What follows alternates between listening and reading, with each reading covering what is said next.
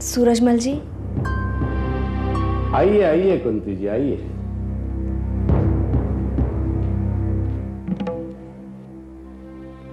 Hello. नमस्ते।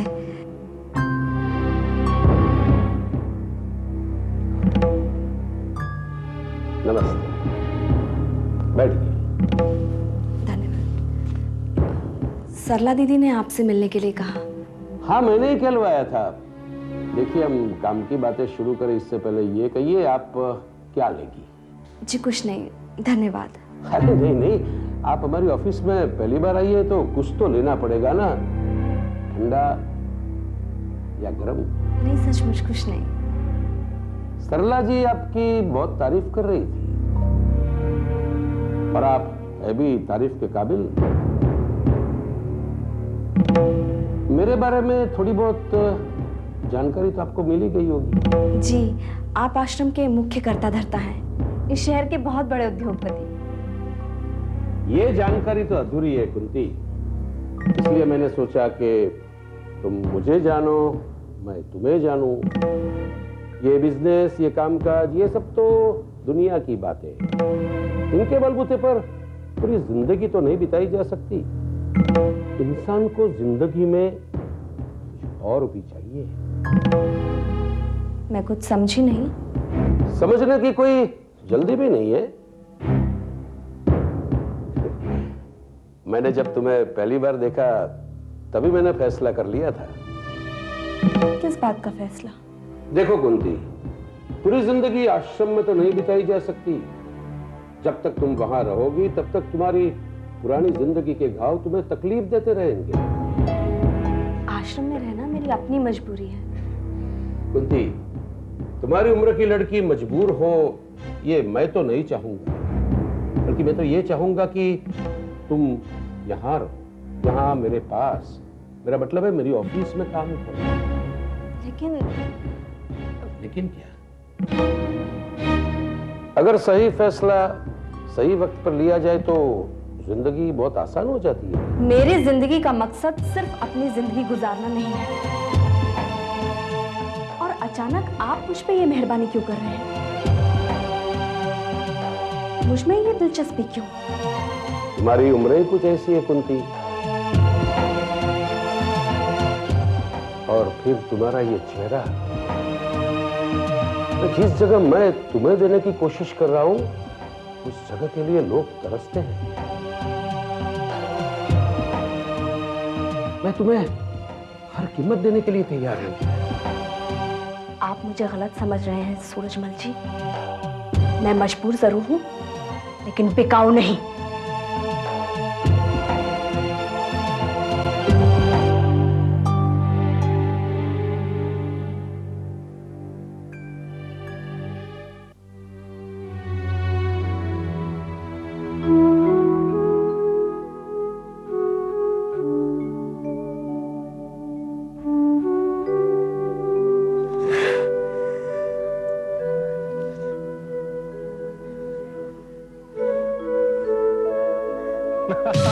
उसका तो इतना मजाक उड़ाया हमने, पूछ मत यार।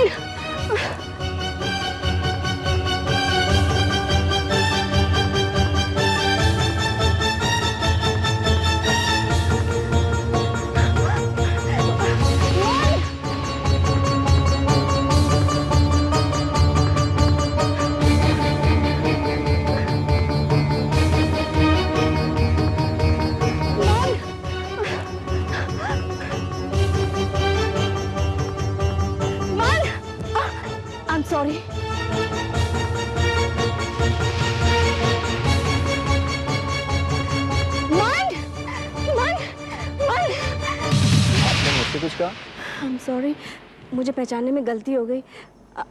It's okay. राहुल, कहाँ चली गई थी, इतना लेट हो गया?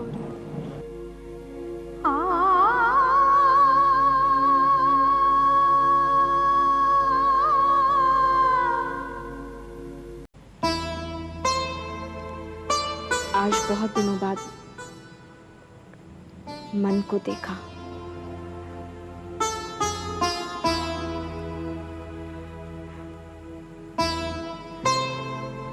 उसे देखते ही मेरे सारे शरीर में करंट सा लगा। उसकी एक झलक से मेरे सारे तन बदन में रोमांच और उत्साह भर गया।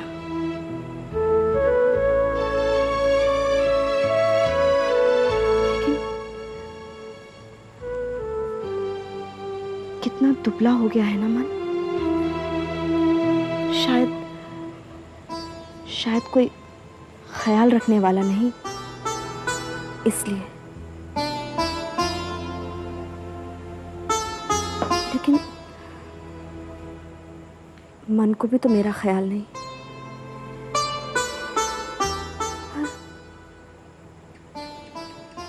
पर पहले तो मन ऐसा नहीं होता था।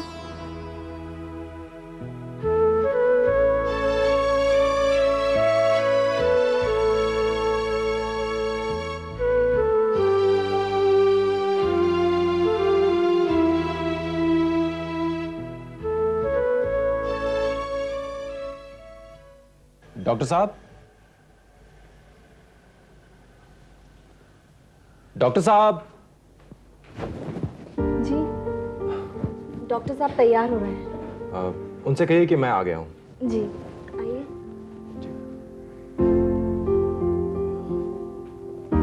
बैठिए।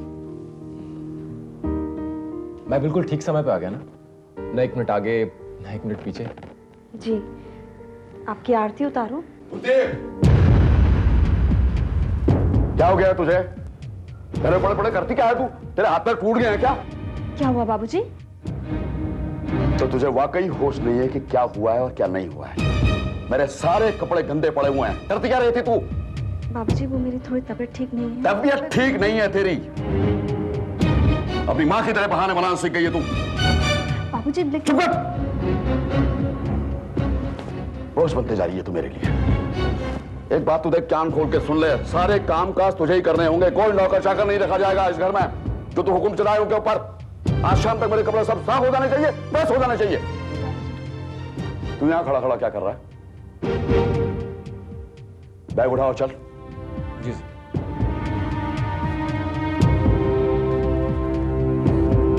हाँ, और सुन जी।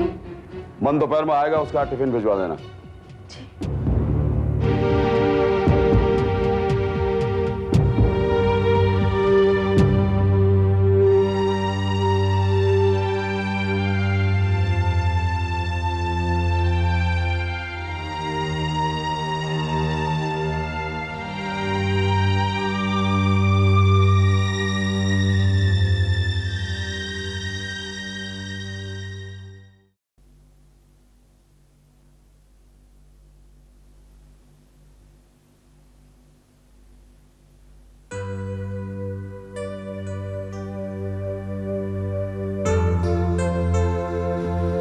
कुंती जी। जी, आप ठहरिए, मैं बाबूजी का टिफिन लेके आती हूँ। सुनिए,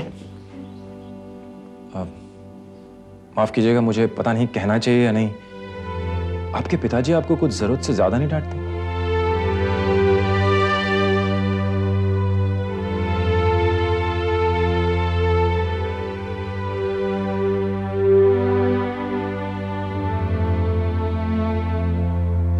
अरे, ये क्या कर रहे हैं आप?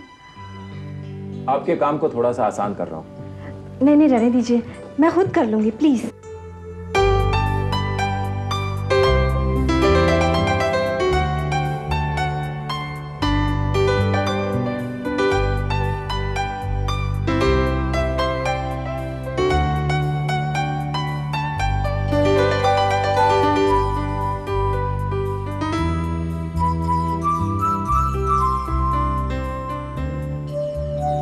देखिए, अगर आज ये कपड़े प्रेस नहीं हुए ना तो शाम को आपको डॉक्टर साहब से फिर डांट खानी पड़ेगी। अरे आप टिफिन लेके जाइए, बहुत देर हो रही है, वरना बाबूजी डांटेंगे। अरे हाँ, टिफिन लाइए। मैं भागता हूँ। मन। हाँ, थैंक यू। वेलकम।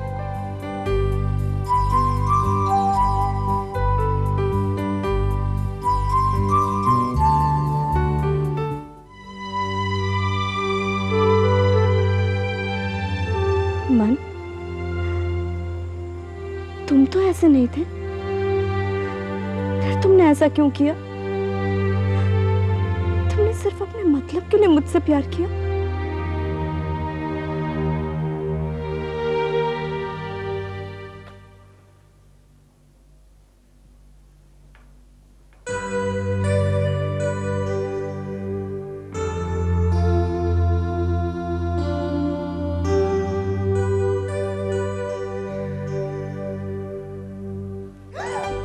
मन, ये क्या करते हो?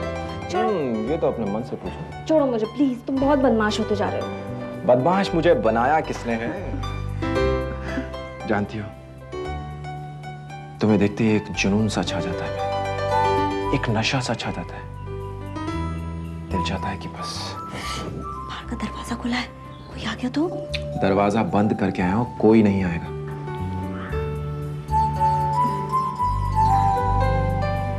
जानते हो मन, जब तुम छूते हो ना मुझे तो कुछ अजीब सा लगता है।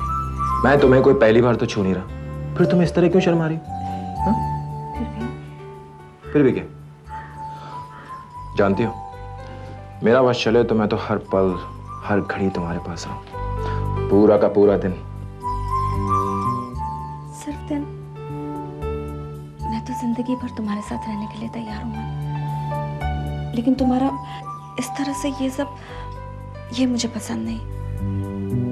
तुम्हें मालूम भी है, हम इस तरह से पिछले 1 महीने से मिल रहे हैं। जानता हूं, लेकिन तुम्हारे सामने आते ही मुझे बिल्कुल होश नहीं रहता। तुम्हारी आंखें, तुम्हारे होंठ मुझे मदहोश कर देते हैं। मेरा रोम रोम खिल उठता है। जानती हो, तुमसे मिलने के बाद मुझे ये एहसास होने लगा है कि मेरी जिंदगी पहले कितनी अधूरी थी। अरे, हम लोग इतनी देर से सिर्फ बातें किए जा रहे हैं, मुझे वापस भी जाना है। तो इसका जवाब तो सिर्फ तुम्हारे पास है। मुझे ये सब बिल्कुल पसंद नहीं। ठीक है, मैं जबरदस्ती नहीं करूं। तुम नाराज हो गए? मेरा मन अगर मुझसे नाराज हो गया तो मैं जीऊंगी कैसे?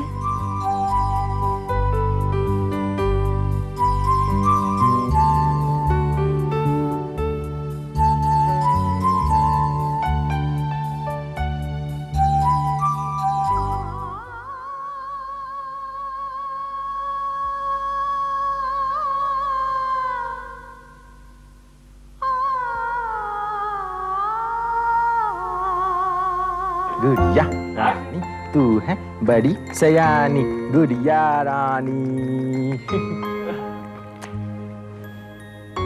ये लो, खेलो खेलो, लो। इसका चेहरा बिल्कुल तुम्हारे जैसा है, वही आंख, वही नाक, हूबहू तुम पे गया है। हाँ भाई, बाप हूं इसका तो किस पे जाएगा? क्यों? मुझ पे जाएगा। अच्छा, माँ पे नहीं जा सकता? ठीक कहती हो पुष्पा, लेकिन बाप के बगैर सब कुछ अधूरा है। पता है, कभी कभी मैं सोचता हूं कि जो औरतें बिना बाप के माँ बन जाती हैं, क्या होता होगा उनका।